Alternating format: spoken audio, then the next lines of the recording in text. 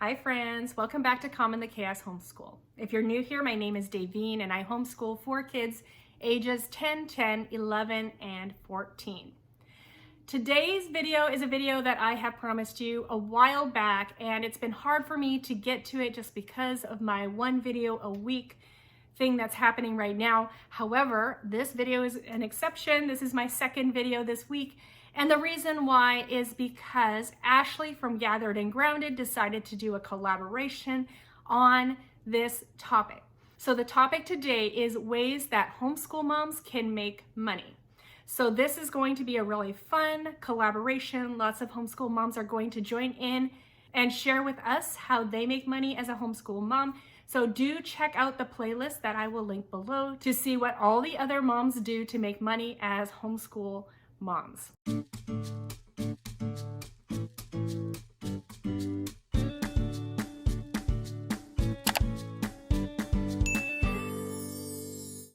So I'm going to be sharing what I'm doing now as well as what I have done in the past as a stay-at-home mom and now homeschool mom. So I actually recorded this video a few days before I heard about this collaboration.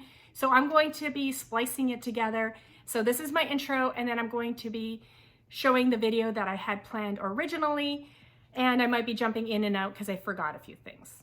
So yes, I am in my car, and today's video is what am I doing to work part-time to make money for my family so that I can continue to homeschool my kids. So I made this video, I would say a month ago, when I had done this job for 1 week, and I just wanted to remake it because I hadn't posted it yet. And obviously it's been a month now, or it's been over a month, so there's more that I can say about it. But I don't want this video just to be about what I'm currently doing. I want to also talk about the other things that I've done throughout my stay-at-home mom life, just so I can give you some ideas of what are possible options for you as a stay-at-home mom, as a homeschooling mom. What are ways that you could make some money? So I would say that the businesses that I've done before were definitely more long-term, more effort required. Things took a little longer to be able to make money. Some of you will know that I used to be a teacher. I taught 4th grade mostly, and then I taught ESL all grades. So that's what I was doing when I started adopting my children. And especially after when we started doing foster care and our oldest and our middle son moved in with us, I discovered that it was really hard to get to know them while I was working. So I needed something that I could do that could bring me home, basically. I was having a hard time, like just getting to know them, morning, rushing them out the door, evening when I got home like 6 o'clock after teaching, and just needed something at home. So at that point, I had some friends who introduced me to dropshipping on eBay. And I'm going to say that for these jobs, I don't have time to explain the exact process of everything. There are a lot of videos. If you go into YouTube and do a search, there's lots of videos talking about it. But the first business that I started was dropshipping on eBay. And essentially that is, you find things that are cheaper on other websites, you list them on eBay, and if someone's looking for that item on eBay, you can then ship directly from the other site that you found it on to the customer. And you just have to there has to be a difference in the price, obviously, because to pay for the fees and then to make a little profit. So that's the basic version of that. So basically that is arbitrage, they call it. So it's buying something somewhere cheaper and then selling it somewhere else for more expensive, somewhere that may not have that item. And that's where people are shopping. So that was my first thing. About 1.5 years into that, I added on Amazon FBA. So that is finding things, starts in retail stores, finding things on sale, shipping them to Amazon. So you package them, you ship them to Amazon, and then you list them for a certain price, enough to make a profit. And then when the customer orders that item from you, Amazon ships it directly to them. So you don't have to keep the inventory at your home. So that was the second thing that I did. And over time, I really built that business up. That really allowed me to come home. So it was probably about 3 years of working at eBay dropshipping and Amazon FBA when I started making enough to quit my teaching job and come home. So over time with Amazon FBA, you start to find like merchants, you find wholesalers, and then that's just easier when you have wholesalers where you can buy a bunch of something, package it up, ship it to Amazon, and then they sell it for you. Problem with that business is it's constant researching. You always have to be finding new products, because if you're selling something for a certain price, someone else might come in and sell that product for less than you. And then at some point it becomes just not worth it. Maybe they're a bigger company. Maybe they can buy things in larger amounts so they get a better discount. Maybe they have another source that I can't get as a small person. So over time, you just have to be researching all the time, and I just didn't have enough time to keep that up. So I probably did Amazon FBA for 5-6 years. It went really well until I wasn't able to just keep up on the research and keep finding new products. So it was about a year ago where I shut down my Amazon store. I just sold out of what I had, stopped buying things, and just didn't have time to keep up with that. So that has gone.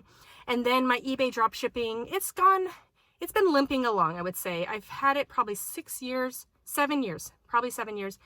I have a virtual assistant who pretty much ran it for me, but after paying her and paying for like different fees and subscriptions and things, it just wasn't enough to even be a thing. So I finally shut that down in December after Christmas, and I'm moving my virtual assistant into another thing that I've been doing, I would say probably 3 years now. So that is KDP, Kindle Direct Publishing. And on KDP, what I do is I actually have virtual assistants who help me, but I do the research for what sorts of journals, logbooks, diaries, what sort of things people are looking for. And so I have them create the insides for me. I have them design the covers based on my research. So we create like just logbooks and journals and things like that. And basically I do the research portion, and then I assign my virtual assistants the job of creating what is coming to my mind. So I've been doing that for 3 years. I have basically, at this point, I have one virtual assistant who helps me with uploading those and just general tasks. She's the one that was on eBay full-time, and I moved her over to KDP. Then I have one virtual assistant who does the covers and interiors and things like that. So, so that is still going, but it's also one of those things where it's not really making enough money to bring home. I might make 100, 200, 300 after the cost of my virtual assistants. And I can't let my virtual assistants go because, well, one thing, I have been working with this one virtual assistant since, 5-6 years. She's been with me a long time, so I'd hate to let her go unless it's absolutely necessary. And the other one has also been working for me for at least 3-4 years. So I really don't want to let them go. So I'm just hoping that moving the eBay virtual assistant over to KDP will be able to just make more books and hopefully increase my profits and be able to bring something home. That being said, it's another long-term project. So, with that, I would say if I fired my virtual assistants, I would be bringing home about $2,000 a month. So it's not like there's nothing there. That's a recurring monthly thing. It's passive income if I could just get it above that $2,000 and start bringing some more home.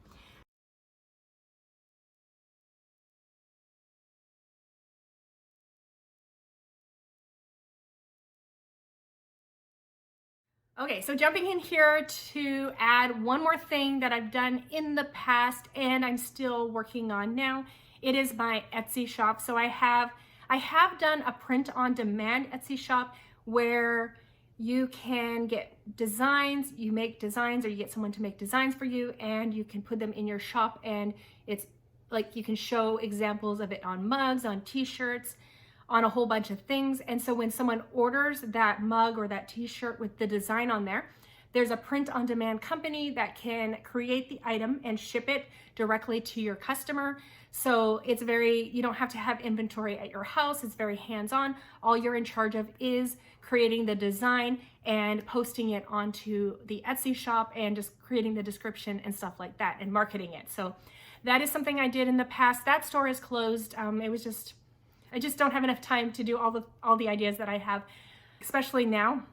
The other Etsy shop that I have is a Printables shop. So what I like about Printables is that you create the product one time and it's a PDF download. So you create a mock-up to show the customer what the item is. So in my shop, I have things like homeschool planners, visual schedules. I have cute little Valentine's cutouts and stuff like that.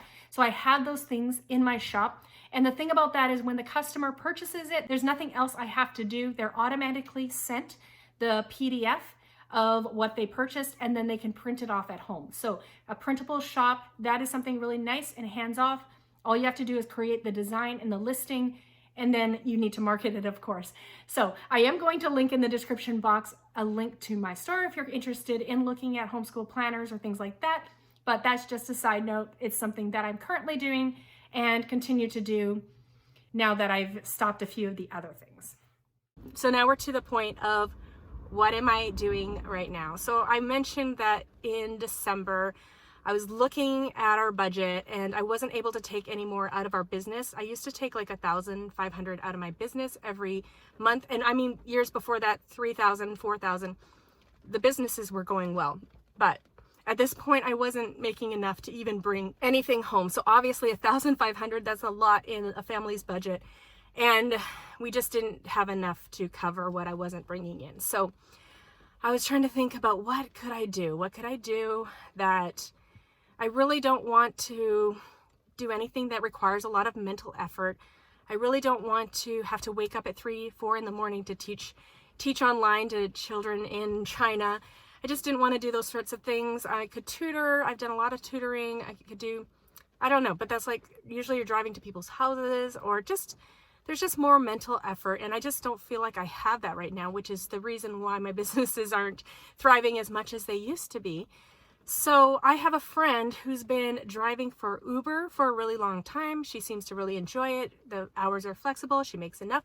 So I didn't want to do that. I didn't want to be a driver. I didn't want people in my car. But I did think about, what if I did something like Doordash? And then I started researching like Uber Eats, Instacart, Grubhub. There's all these apps that are pretty much just, you sign on whenever you want. And they start sending you offers, and meaning they'll say, hey, do you want to go to Dairy Queen and then drive 2 miles to the customer and we'll pay you this price. And then you decide yes or no. You decide if you want to take that order or you don't.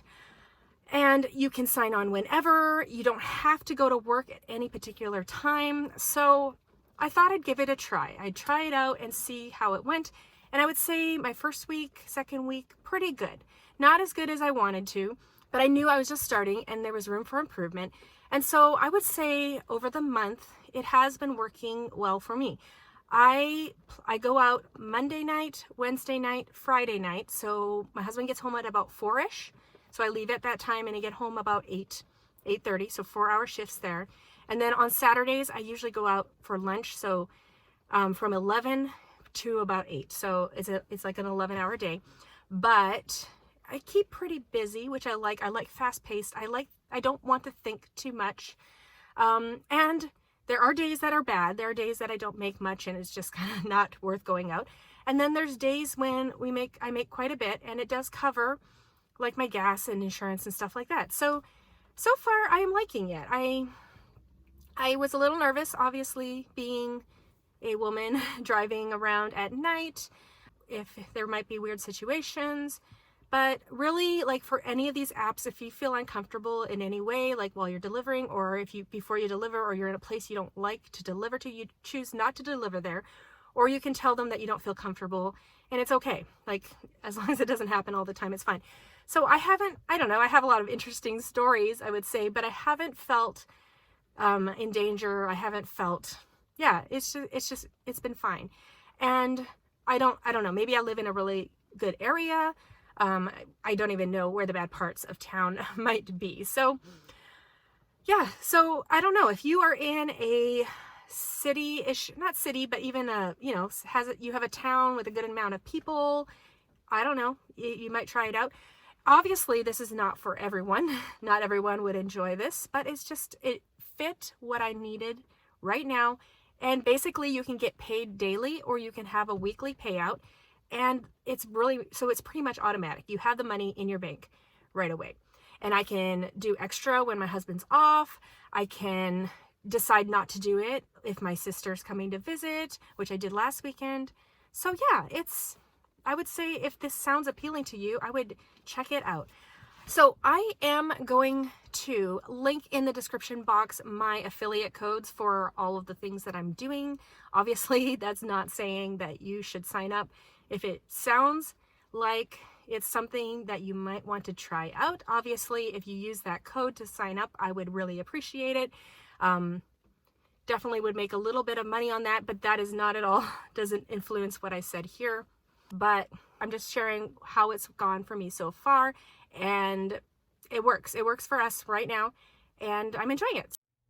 So those are some things that I've done in the past, some of the things that I'm doing now. Maybe something has caught your eye, something might work for you. I just hope that I gave you some good ideas on just possibilities of things you could do to supplement your family's income and just make a little bit more if you're needing it. I am happy to answer any questions that I can. Some of the businesses are a little more technical. I would suggest you go on YouTube and search how to do those things, and there's lots of videos showing how to do a lot of the things that I've talked about today. But if you have any other specific questions, I would be happy to answer them. So just comment below. And thanks to Ashley for inviting me to join in this collaboration. And don't forget to check out all the other homeschool moms videos in the playlist listed below. Thanks for coming today. Goodbye, everyone.